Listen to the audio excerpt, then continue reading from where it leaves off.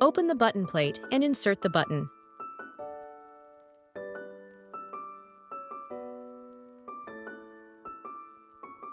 Install the buttonhole foot.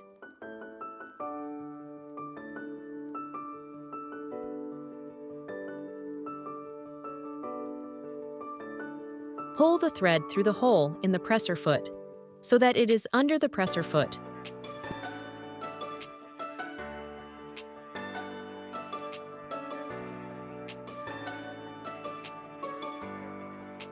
Lower the buttonhole lever.